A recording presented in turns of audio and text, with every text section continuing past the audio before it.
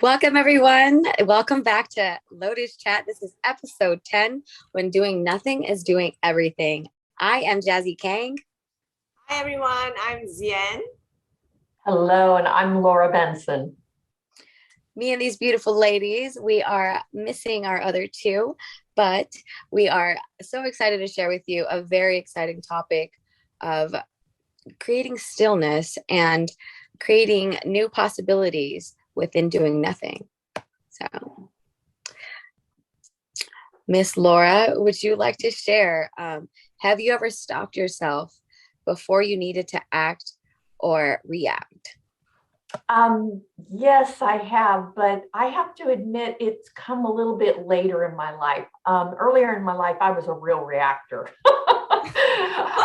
I reacted first and then decimated the place and figured out how to take care of it later. And I think a lot of that was, for me, was defensive. I wanted to win. I wanted to be out front. I didn't want to be left behind. I didn't want to be walked on. And those are defense mechanisms of protecting myself. And I can see that now, but at the time it was just reaction. And my feelings would get hurt. People's feelings would get hurt. And it was more, I thought I was protecting myself when I really wasn't. I was just causing mayhem. And so now what I find in general, yes, I work in a business where I'm a consultant and a life coach. And there are times where people get really angry and they're working through things and they're working through processes. But sometimes it's directed at me because that's where their defense mechanisms are coming. And I've really learned that reacting back doesn't serve them, doesn't serve me, and it's not about me. And so I would have to say in my line of work, it's easy to take it personally, but I've learned that it really isn't personal. And when I don't react, it gives them the space they need to work through it. If I get involved and jump in and defend myself, they don't feel comfortable. So yeah, I've learned to do that through later in my career. And it feels a lot better not having to defend myself. How about you, Zian? Has that happened to you, or what has your journey been on that topic?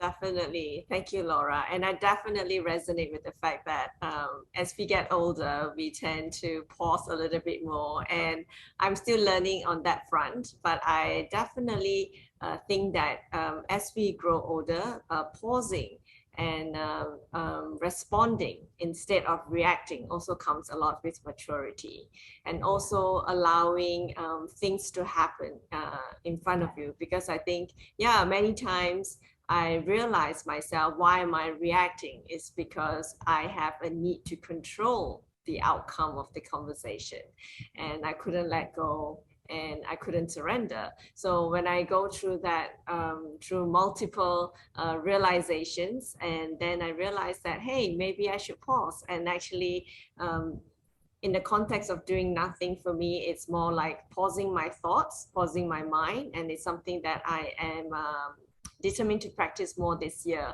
So much so that it's not just pausing the mind, but also physically having more space in between activities. You know, I'm someone who runs from A to B in like seconds, you know, without time to think and without time to pause. So intentionally this year, what I'm doing is, you know, giving more space and pausing in between, say, time between reading to the gym, you know, just sit there for 5 minutes, pause, have a coffee, and think for a little bit more. Yeah. I think that helps. Just that act of physical pausing helps with the mind pausing as well. Yeah. Wow, that was powerful, Zian. Thank you for sharing that. That was really powerful. Thank you, Laura. What about you, Jessie? It absolutely is.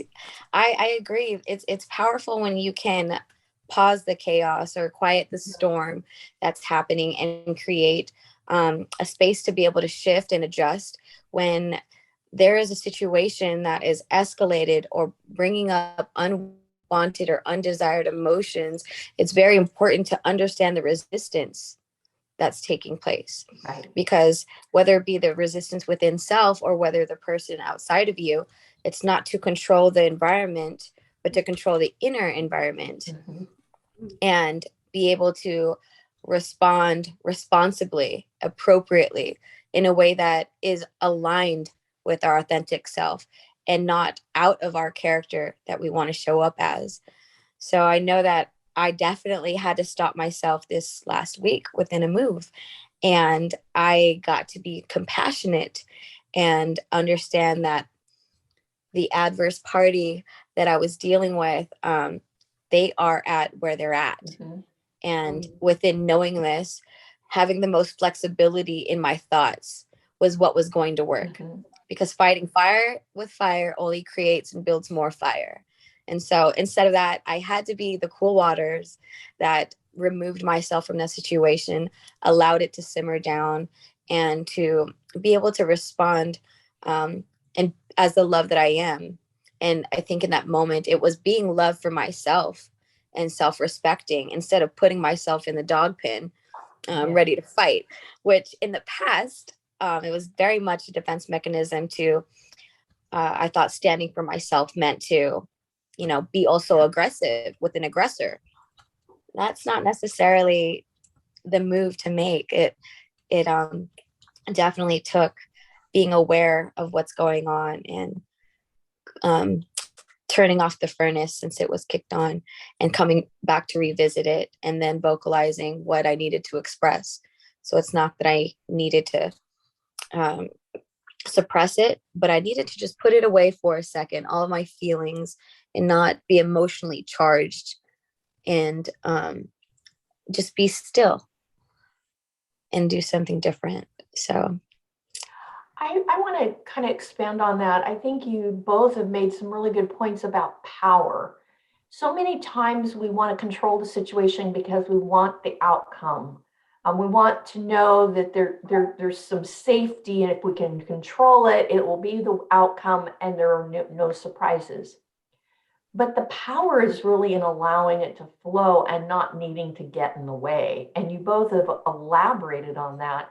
And I think that is something that's really hard to learn. But once you learn it, your life is more peaceful. And the power really is there as the world unfolds. You just go, okay. And people around you notice that and feel that power as well. So it's kind of the opposite of what we're taught. But once we learn it, there's a relief, a release. Yeah. There's a difference between proactive and reactive. Yeah. Definitely. Yes. Yeah.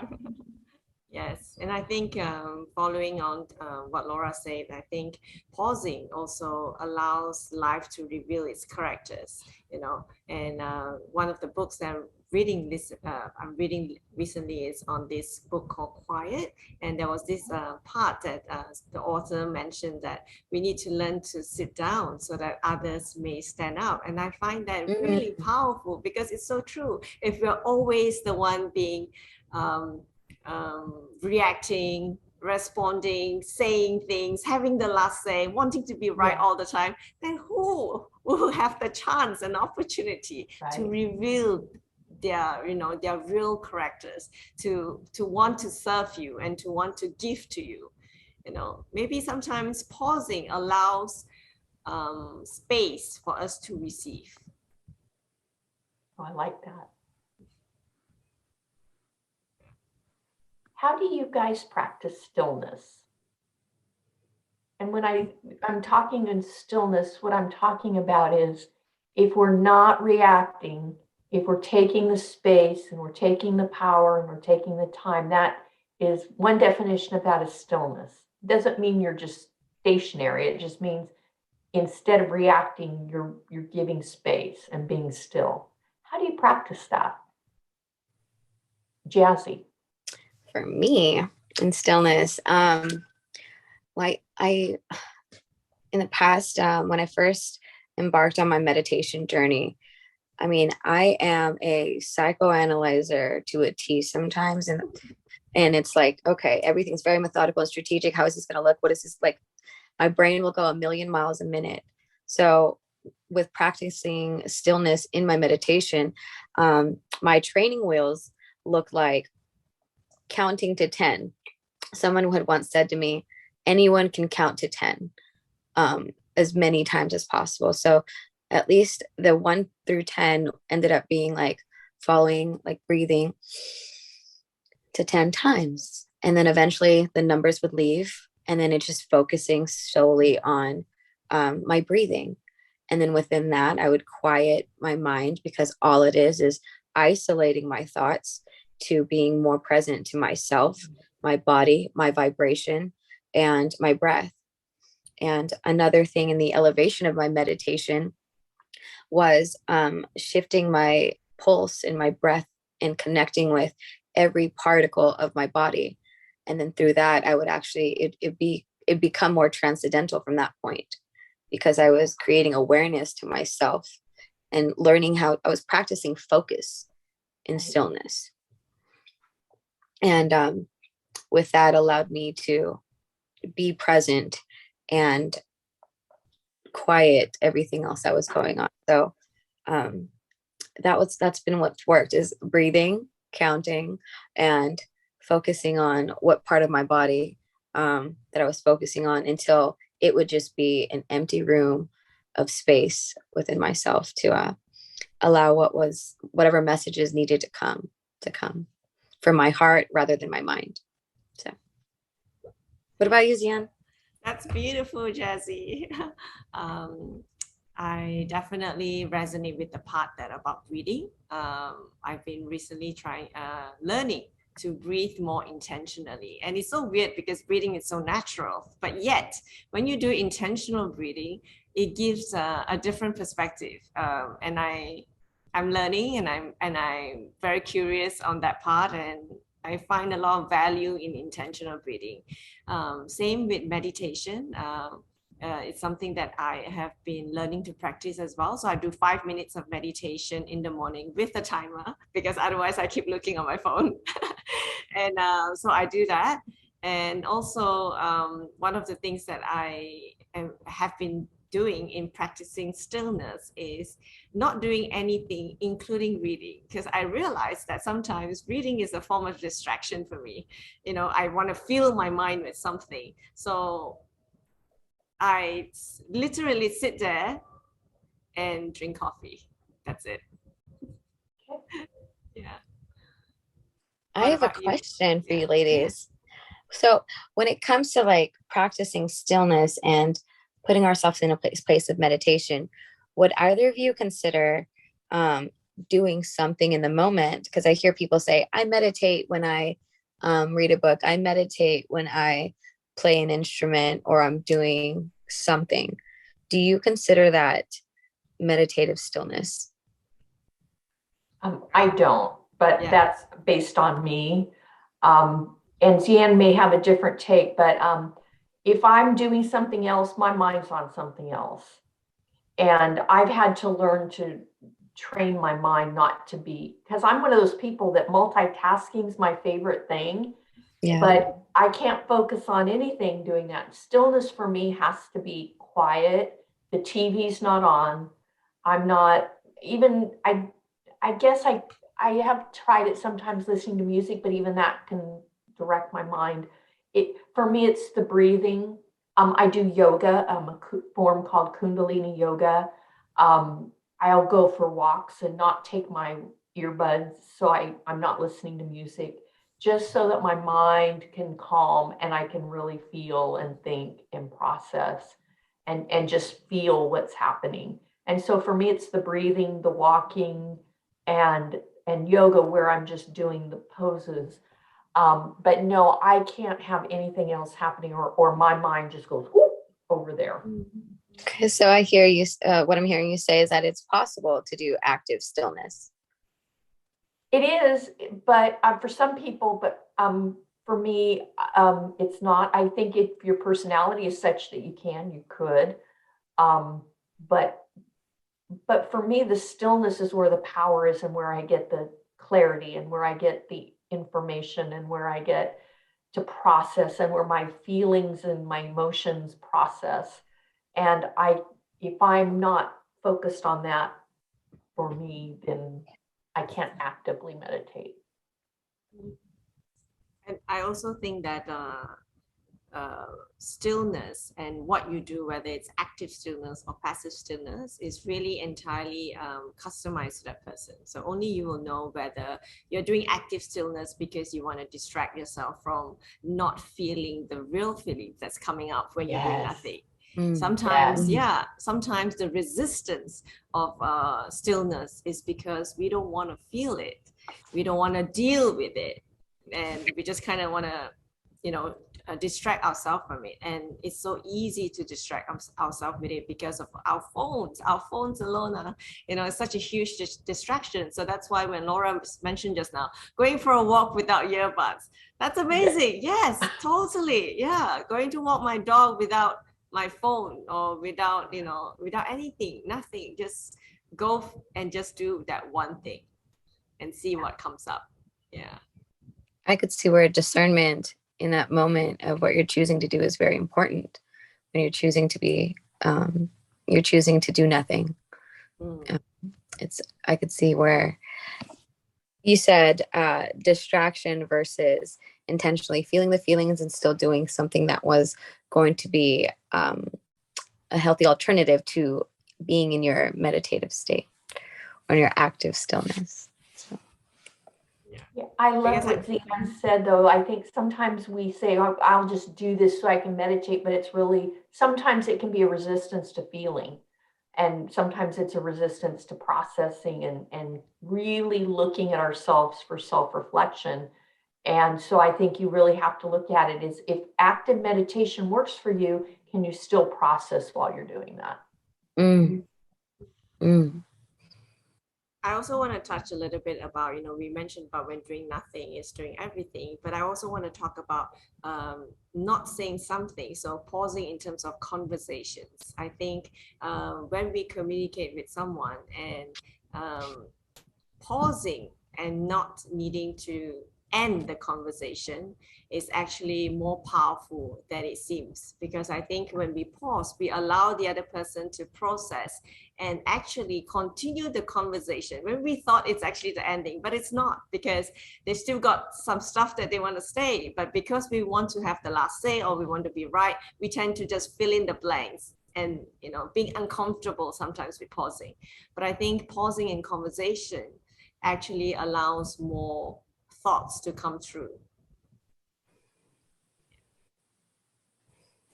I really like that. You made me think of something, and I don't know if this is right or not, but we've all been around people that fill the air and fill the space with words. And I find that I don't really care for that anymore because I really want to be intentional with what I say. And sometimes just filling the space just keeps you from having that meaningful conversation with someone and being authentic. And I liked what you said about, intentionally pausing. But I kind of want to go back to the word that Jazzy introduced to us, and that was discernment. I like that word a lot because what it does is it makes us look at all the facts and all the information and make a decision and see clearly what the decision is. And I think that discernment is used in, if I'm going to say nothing or I'm going to pause, what am I going to do with that? Why am I going to do that?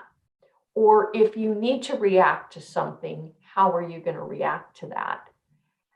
And I think that's probably the challenge of tonight's conversation for me, is knowing when it's right to do nothing and knowing when it's right to stand up and say, I need to say something. I need to do something with this.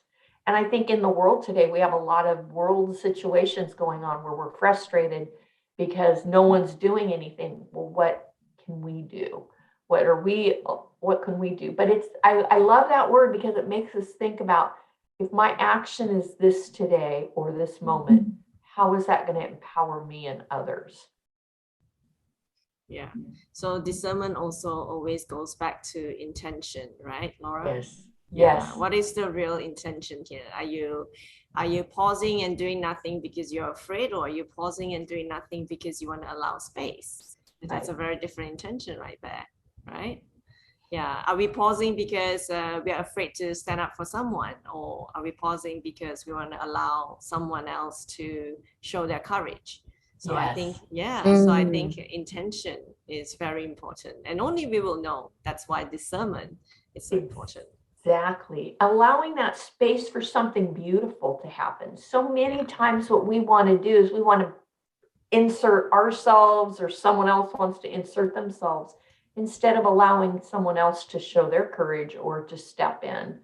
And by allowing that space, something beautiful can occur. But if we're filling the space methodically without thought or intention, we usually fall apart. Something usually doesn't work out. I'd agree with both of what you had to say. I do believe that discernment is definitely born from doing nothing sometimes in that stillness. The discernment is born there where you can find or feel the inspired action to be able to move accordingly and to be in alignment with what results you want to show up, instead of like what you said in the past, or how you were, Miss Laura, about you would just go ahead and go out there and react, no discernment, um burn the house down, we're going to rebuild it later. So rather than doing that within our relationships and our interactions, and even to ourselves, it could be very conducive to take that moment to be powerful in our pause and be an advocate for going on the path of least resistance, creating space for self to be discerning, to be grounded within how we want to respond, and allow our inner guidance system to give us the answers in our stillness. I love that. Our inner guidance system.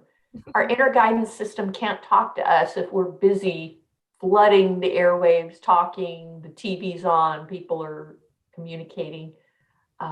So I love that, allowing our inner space to speak to us, to feel, and that's where the stillness comes in. The other thing I've learned in stillness is I'm not creating a reality that isn't a reality. So many times we have a movie going on in our minds of what's happening or what someone means or what they say, and they don't even mean that at all. They don't even know what we're talking about. And so in stillness, we can be neutral. That's my favorite word now, being neutral.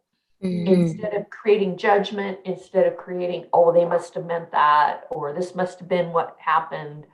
It's just neutral. It's just information. And that way we're not reacting, we're just being. And there's no point in mind reading. And yet we as a culture love to do that. And expect others to mind read too. And that's yeah. Over interpret and over analyze, right? Exactly. And we're always wrong. We're never right. And then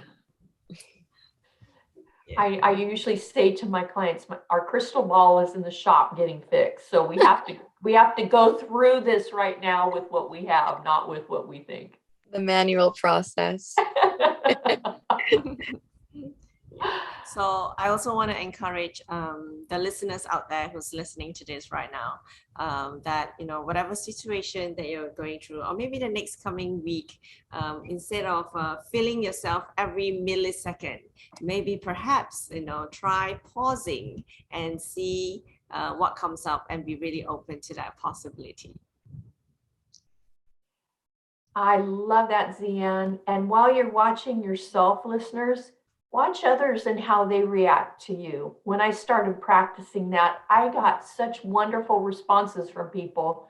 And I couldn't believe, just by shifting that from reaction to being still, you'll see wonderful results in people around you. Well, I have just enjoyed chatting with you ladies tonight. This is one of my favorite topics because it's something I'm learning. And as you can tell, the other two ladies are experts in this field. I want to encourage you to, if you have comments or if you want to respond to us, please check us out on YouTube. You're probably watching us on YouTube. Please make sure you subscribe. Zian's teaching me the lingo. If you're watching on Spotify or listening on Spotify, sorry, if you're listening and you have your earbuds into Spotify, then press follow. That's really important because we want to know that you're there. And also leave us comments and we'll be happy to respond to that. We also have an email address. I just learned this. I don't know where I've been. lotuschatworldwide@gmail.org. If you want to respond to us by email, we would love to hear from you because your comments mean a lot to us. That's how we build the program, and the topics are things that you're experiencing. And so please let us know because we take that very, very, very seriously. And I want to share with you that we all have the same jacket on that you're probably noticing, and you're probably going, I wonder what they're doing in this Gang, gang.